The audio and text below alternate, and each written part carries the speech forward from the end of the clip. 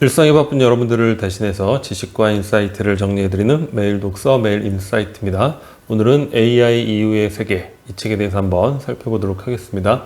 이 책은 AI 시대에 인간은 과연 어떤 존재가 될 것인가, 이런 부분에 대해서 철학적 사유를 담고 있고, 그리고 가장 민감한 문제, AI가 군사 기술에 응용될 경우에 국제 질서에 어떤 변화가 올 것인가, 이런 부분들, 다양한 이야기들을 담고 있는데, 사실 우리가 매일매일 살아가는 일상과는 그렇게 직접적으로 빠른 시간 안에 영향을 받을 만한 그런 내용들은 아닌 것 같아요. 그런데 제가 이 책을 읽으면서 AI에 대해서 알지 못했던 그런 측면, 그런데 그런 측면이 사실 우리에게 가장 그 본질적인, 근본적인 영향을 미치지 않을까, 그런 생각이 드는 부분이 있는데, 그런 부분에 대해서 간단하게 언급을 드려보도록 하겠습니다.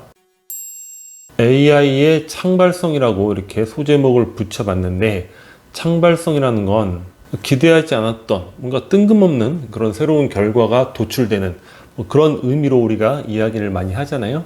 그러니까 어떤 의미냐면, 우리 인간이 생각해내지 못했던 그러한 해법들, 그런 것들을 AI가 창발적으로 찾아낼 수 있다, 그런 의미로 보시면 될 것 같아요. 그러니까 예를 들면 알파제로라는 머신 러닝 기법을 통해서 체스라든가 다양한 경기, 우리 알파고는 익숙하잖아요. 이런 것들을 AI를 만들었는데, 인간이 기존에 체스를 두고 장기를 도왔던 수천 년 동안 그런 패턴이 있잖아요. 그런 패턴과는 전혀 엉뚱한 방식으로 체스를 두고 장기를 두는 거예요. 그런데 절대적으로 이제 승리를 하는 거죠. 과거에 알파고가 이세돌 구단하고 대국을 할 때도 그 해설가가 그런 이야기를 했던 기억이 있어요. 왜 알파고가 이런 엉뚱한 수를 뒀을까요? 그러니까 인간이 보기에는 그건 말도 안 되는 수인 거예요. 있을 수 없는. 그런데 결국에는 AI가 승리를 하게 되는 거죠. 그러니까 체스도 마찬가지라는 거죠. 그러니까 머신 러닝을 통해서 AI가 기존의 인간의 체스 경기를 공부하는 게 아니라 스스로 대국을 하면서 스스로 체스 바둑의 패턴을 찾아내다 보니까 기존의 인간이 전혀 생각하지도 못하고 시도하지도 못했던 그런 새로운 패턴을 창발적으로 만들어냈다는 거예요.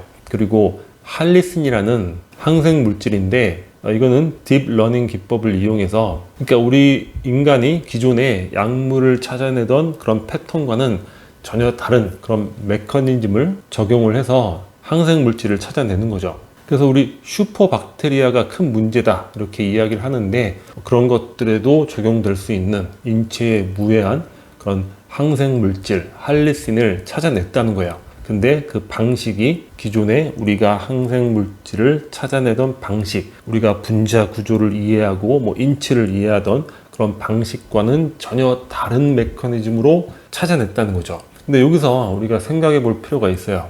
우리 인간에게는 본능이 있죠. 다양한 본능, 그리고 편견이 있습니다. 관성이 있고 해오던 식으로 계속 하는 것이고, 권위가 있죠. 어떤 권위가 있으면 다른 방식을 도전해 볼 수조차 없는 거예요. 중세의 교회의 권위로 천동설이다 하면 지동설은 아예 생각조차 못 해보는 그런 것들.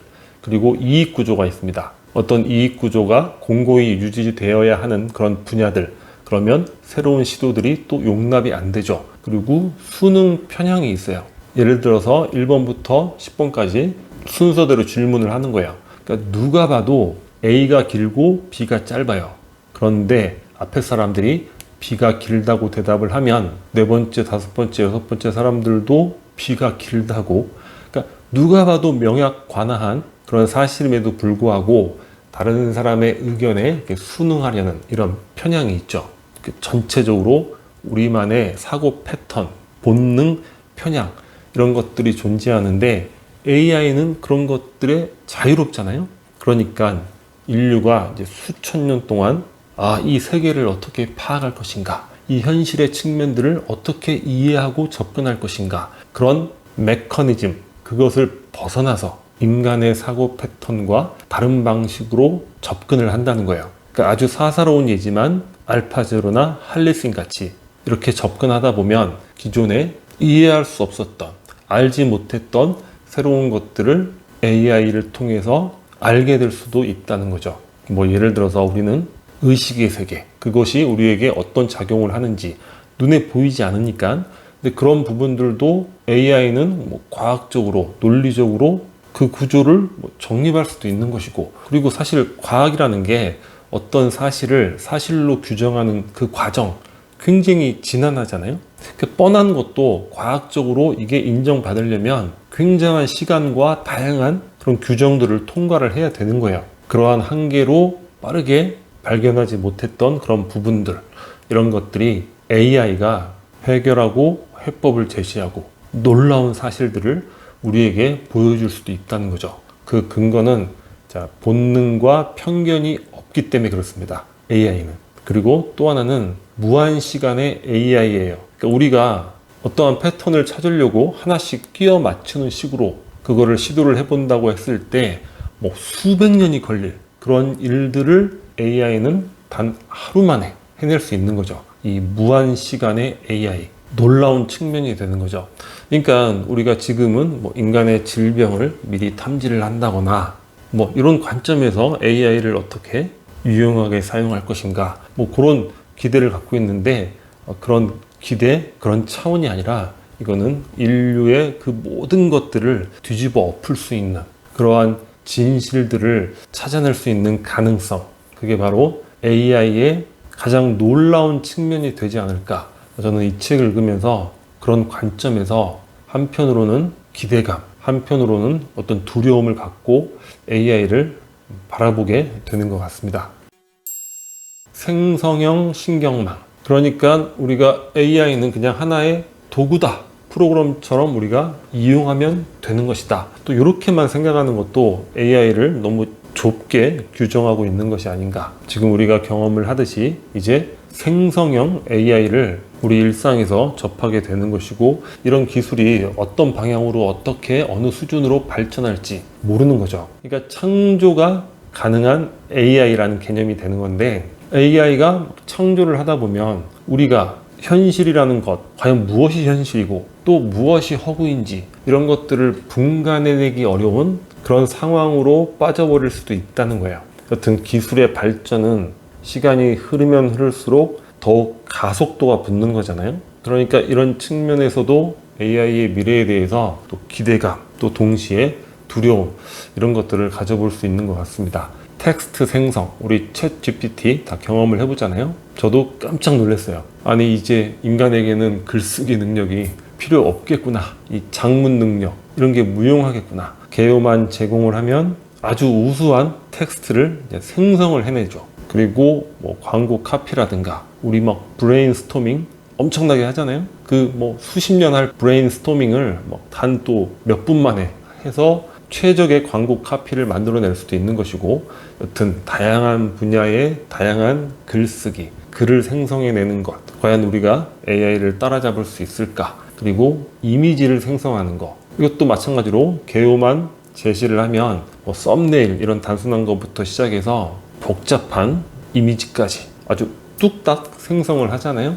인간의 얼굴, 이게 진짜인지 아닌지 분간이 안 되죠. 그래서 이로 인해서 딥페이크 같은, 그러니까 실제 인물이 어떤 행동을 한 것처럼, 나중에는 그런 게 분간이 안 될 것 같아요. 어떤 대통령이 이런 말을 했다, 근데 이게 딥페이크인지 진짜 한 건지, 그러니까 현실과 허구가 모호해지는.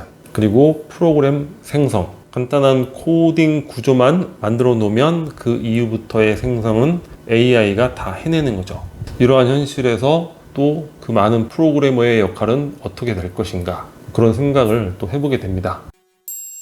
마지막으로 AI와 인간의 일자리인데, 결국은 시간 문제일 것 같아요. 지금 당장은 비싼 비용을 들여서 AI를 개발해야 되니까 사실은 인간을 쓰는 게 더 저렴한 그런 분야가 현재로서는 더 많죠. 그러니까 과거에 산업혁명이 왜 영국에서 일어났는가, 중국에서 일어나지 않고, 당시에는 중국이 경제적 수준이 훨씬 높았는데, 그 이유는 영국은 인건비가 높았다는 거예요. 반면에 중국은 인건비가 너무 싸서 기술을 개발할 필요가 없는 거죠. 사람 써서 시키는 게 더 저렴하다는 거예요. 하지만 영국은 비싸니까 어떻게 하면 인건비를 줄이면서 기술을 이용할까, 그래서 뭐 산업혁명이 시작되었다, 이런 관점도 있잖아요.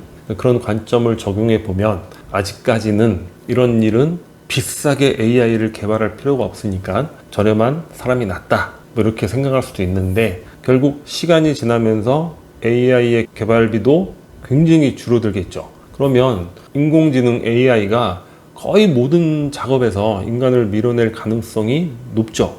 개인적으로 봤을 때는 아직 이 몸의 움직임 이런 것들을 잘 따라하지 못하니까 이렇게 몸을 써서 하는 일, 이런 것들이 그나마 시간적 여유가 있는 편이지, 이 머리를 써서 하는 일은 거의 AI가 인간을 밀어내지 않을까. 그러면 산업혁명처럼 또 새로운 직업이 생길 것이다. 그 새로운 직업이 생기면 결국 그 일도 또 AI를 개발해서 시키면 더 잘하니까. 그래서 여튼 결국은 시간 문제로 AI가 인간의 일자리 대부분을 대체할 것이다. 이렇게 많은 전문가가 이야기를 하고 있죠. 사피엔스의 저자인 유발 하라리도 똑같은 이야기를 하고 있습니다. 그래서 결론이 뭐냐? 완전히 새로운 경제 모델이 필요하다는 거예요. 그러니까 이것도 우리 인간에게는 본성이 있고 뭐 관성이 있고 권위, 또 현재의 이익 구조에 대한 보수적 관점, 수능 편향, 이런 게 있기 때문에 현 경제 시스템이 뭔가 우리에게 절대적인 것처럼 이렇게 오해하는 경향이 있죠. 하지만 현 경제 시스템도 인류의 역사에서 본다면 아주 일시적인 짧은 기간에 불과하잖아요. 그래서 새로운 경제 모델 AI와 더불어 안전하게 지낼 수 있는 우리 인류의 삶, 그런 것들을 위해서 어떤 경제 모델이 필요한 것인가 생각을 좀 많이 해보고, 구체적으로 이제는 그런 방향으로 조금씩 제도 개선을 해나가야 되지 않을까, 그런 생각을 강하게 해보게 됩니다. 여튼 책을 전체적으로 읽어보면서 느끼는 거는 결국은 시간이 조금 더 걸리느냐 조금 덜 걸리느냐, 그런 차원의 문제일 뿐이지 과거 우리가 경험했던 그 어떤 것보다도 우리의 삶, 인류의 문명, 이런 것들을 아주 근원적으로 변화시킬 수 있는 그런 도구가 바로 인공지능 AI가 되지 않을까, 기대와 두려움을 동시에 느끼게 되는 것 같습니다. 자, 오늘 영상은 여기서 마치도록 하겠습니다. 캐릭터처가 구독 버튼이고요. 구독과 좋아요 많이 부탁드리겠습니다. 감사합니다.